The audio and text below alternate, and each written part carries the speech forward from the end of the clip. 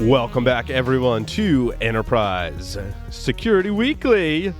This is Paul and John, and we're going to talk about dark web monitoring, or deep web. Is it the dark web or the deep web? It depends on whether or not there's porn on it. I think that's an indicator. So yeah, I think if it's porn and guns, it's dark web. If it's just like legal documents, it's deep web. It's kind of hard and a little foggy. Well, and so basically, the way I understand this service is these companies monitor the dark web for illicit activities as it pertains to your organization, your industry, and they report that back to you. And some of the use cases that I've heard is the companies will say, well, I think if this service works, it's great because it can tell me that I'm owned before it gets leaked out and it's in the mainstream media, so we have time to do damage control before it gets out. I'm like, okay, maybe let's try not to get popped in the first place. But also some of the things that it does is detect phishing attempts, which, okay. So they call it actionable attack intelligence. I'm not quite sure what information they would give you about attacks that would truly make it actionable. I can think of a handful. So, all right. So you sent me an email on today's topic. And when I first read it, I was like, well, that's just stupid. And I went to the webpage and looked at it, and you kind of summed it up. You said on one hand, it's ridiculous. On the other hand, it might be useful. So the useful cases from our customers that we've talked to, if you're a large bank, or you're a government entity that might be targeted by a DDoS attack from Anonymous, if they're setting up an operation against you, I can see some value in this. But for targeted attacks where you're being targeted by a nation state, or you're being targeted, not even a nation state, like an organized crime organization, they're probably not going to go on the dark web to talk about it. Yeah. They probably have their very own channels that they use that you can't get access to. So if you're a large player and you're worried about people doing a massive operation against you, yeah, there's value there if you're a large bank.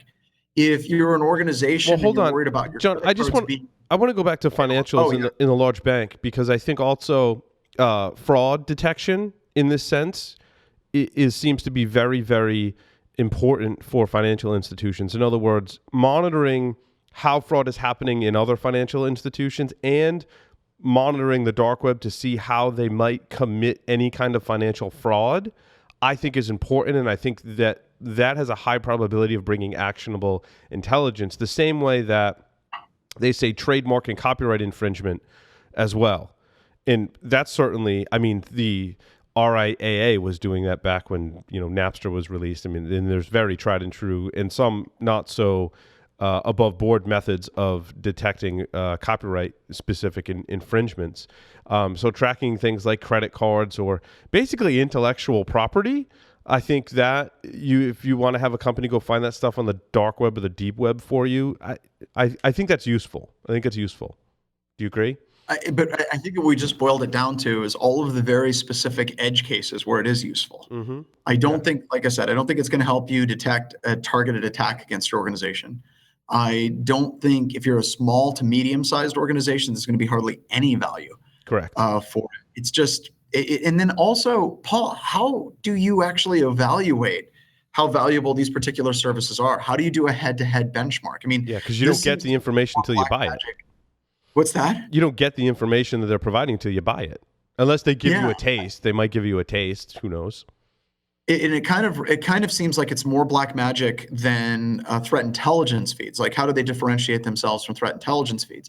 And we already know that threat intelligence providers, by and large, don't agree with each other on the threat intelligence feeds. Very rarely do they get overlapping data.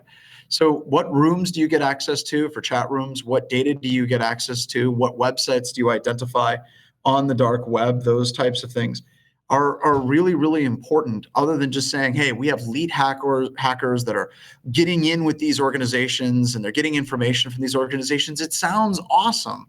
And it sounds like it would be something that would have a lot of promise, but in reality, I don't know how useful it actually is. And I think this is one of those situations where we would absolutely love to get somebody from these companies We have a couple of them. We have ID Agent and we have Massive. It'd be awesome if we could get someone from these organizations to come on and kind of illuminate this area a little bit for us. I think that would be really, really cool. One of my thoughts and one of my issues with it is when I see companies that are interested in this as some sort of solution, I ask the question, well, how tall do you need to be to ride the ride, right? So, and I started to answer that question, and I think it comes down to basics. And I caution companies, if you don't have a handle on these 5 areas I'm about to list, you shouldn't be considering deep web or dark web monitoring, because you have to respond to it. And for example, number 1, if you're not really good at patch management and patching legacy systems or having something in place to protect your legacy systems that can't be patched,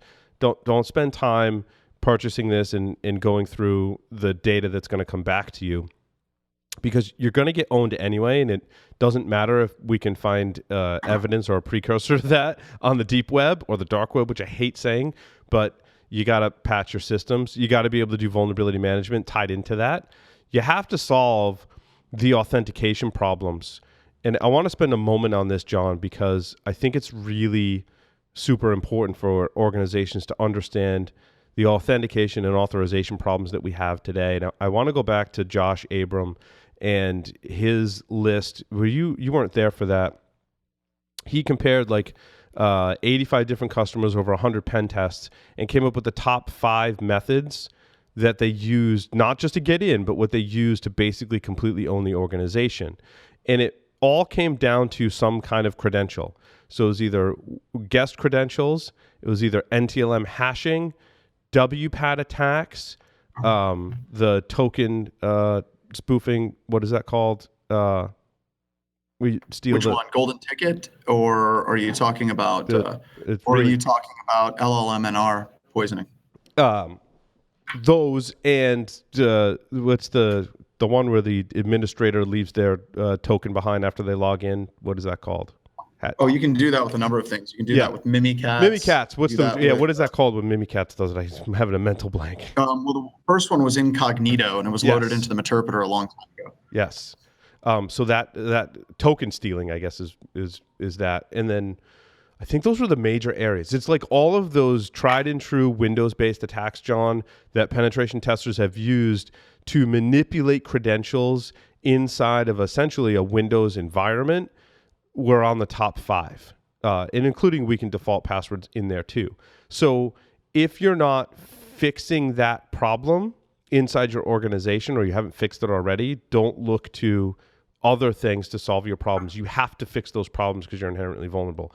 I'd also list out there like basic web app security, making sure you don't have things like SQL injection and cross-site scripting, especially in your externally facing web applications, is obviously something that some organizations lose sight of. And then we see these big data breaches, which I don't know how much hard evidence we can produce, but because we don't know if we can get the data, but most of them are likely due to SQL injection. And then the 5th thing that I would list there is make sure you have some kind of endpoint protection or some kind of hunt teaming or combination of the two that's dealing with threats on the endpoint and actively looking for threats in your environment.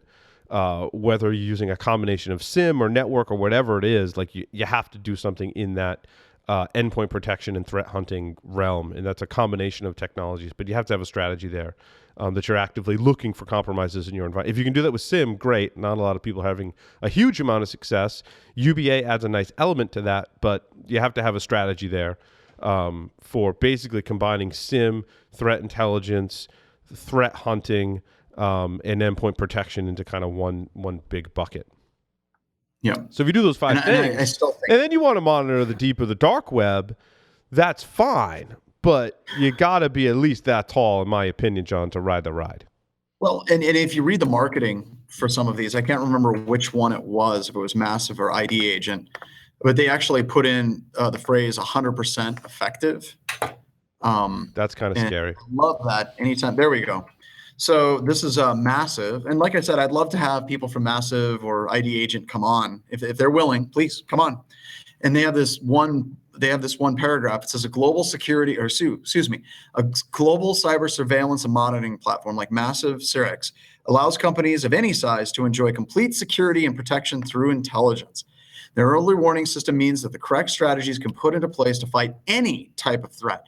The deep web is carefully monitored 24/7 to make sure your company is 100% safe. And that is like completely different than what you just said, right? We're basically saying get your house in order, make sure that you're doing all those fundamentals, and then you can move to this.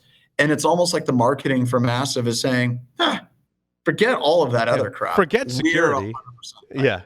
Forget security. We're just going to tell you about stuff that's happening on the internet, and you'll be secure magically from that.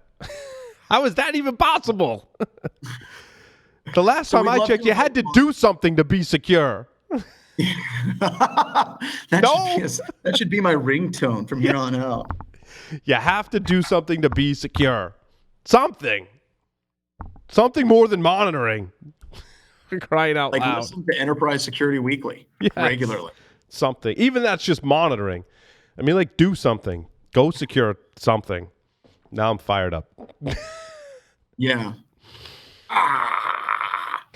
Oh, and make sure you tune into Paul's Security Weekly. Have you looked at the Mirai source code? No. Do you know is it Mirai? Mirai? That's the code that was released that compromised a whole bunch of IoT devices and launched a distributed denial of service attack against KrebsOnline.com, Brian Krebs' website. Did you read about that? Here, I got it right up now. Why? What's awesome about the source code? The source code is very interesting to read. And I was all of the news reports I read about it, John, and I'll try and tie this back to the enterprise news, right? You're worried about this threat because it was a huge DDoS attack. And you're like, well, I hope none of my devices were compromised. And then you start to look into all the news articles, and they all have screenshots of the web interfaces of all these horribly insecure devices. I'm like, okay, well, that's interesting. I'm like, but how did these devices get infected? And they all say default passwords. And so if you've just read the news articles and haven't read the source code, you may come to the conclusion that, well, it must be that these web interfaces, were the culprit in logging in through the web interface. It actually wasn't that. If Telnet was running on port 23 or 2323, there was a list of about 40 or 50 different username and password combinations that were defaults. And if one of those were successful, the code actually looks and see if it got a prompt back. So it has some code in there that does some parsing to see, did it get a pound sign? Did it get a greater than sign, or any kind of a prompt? There's a comment in the code about find any kind of prompt that came back to us, and there's some code to look for that. And if it got a prompt, then it would use that to basically infect that system, and that system would go scan, and it would kind of go like a worm. And it's all based on freaking Telnet, and that goes back to getting your house in order. Like, you're going to go monitor the deep web, but the attackers are wildly successful and built a 300,000 node botnet based on Telnet. And now you may say, oh, well, that's, people's routers and this, that, and the other thing. Well, no, it's stuff on the internet. And make sure that how many times in a penetration test, for those pen testers listening, have you found Telnet remotely accessible on a customer site that they didn't know about? A lot, quite a bit. So the other thing, this particular botnet, also Karna, back in 2012 with the internet census of 2012. And I don't know if you remember, Paul, but back when I first met you, I don't know whether that would have been 2005, 2006. Do you remember your presentation that you were giving that was called How You Would Take Over the World? I was trying not to say the big freaking I told you so, but it's a big freaking I told you so, because I have an entire presentation I did years ago about how you could infect all of these systems very easily and take over the world. And so they didn't take over the world. They took down Krebs Online, but I mean, close enough. I mean, come on, shoot a little higher, boys and girls. Yeah. But no, I remember the last time you gave it was in Boston. Yes. It was the last time I ever taught at SANS Boston. I can't remember the year. And you remember that guy from Department of Homeland Security came up to you and basically said, never give this presentation again. And from that point on, the problem was solved. Right. Yeah, I ended that presentation and moved on to other things. But yeah, I mean, obviously now everyone's talking about it again. I mean, especially now after Krebs' site was taken down. So it really speaks to the reason I bring it up here is because it speaks to getting your house in order before you get those other services. The attackers don't have advanced techniques. When I looked into this technique, it was just Telnet on 2 different ports. It didn't even try port 24, which is a good one too, or any of these other ports. It didn't even try getting into the web interfaces. It didn't have a 0-day for all these different devices. It looked for Telnet with default credentials and built a botnet large enough to launch the largest distributed denial of service attack in history. And to me, that just speaks to getting your house in order and fixing the problems that you have, because the attacker's techniques are not. If you look at those top 5 things I mentioned with authentication and authorization in your environment, some of the attacks are somewhat sophisticated, but they're totally fixable in your environment. And I find that people in the enterprise are reaching for solutions like Darkweb monitoring and threat intelligence and all this fancy GUIs from ProtectWise. And ProtectWise makes a great product. I'm picking on them. You want that fancy GUI, but you haven't gone back and fixed the Telnet with default passwords, the authentication and landman hashes floating around in your environment. You got to do that stuff, because that's how attackers are getting in today. So let's raise the bar, certainly, before we go searching for these advanced solutions. And that was my point.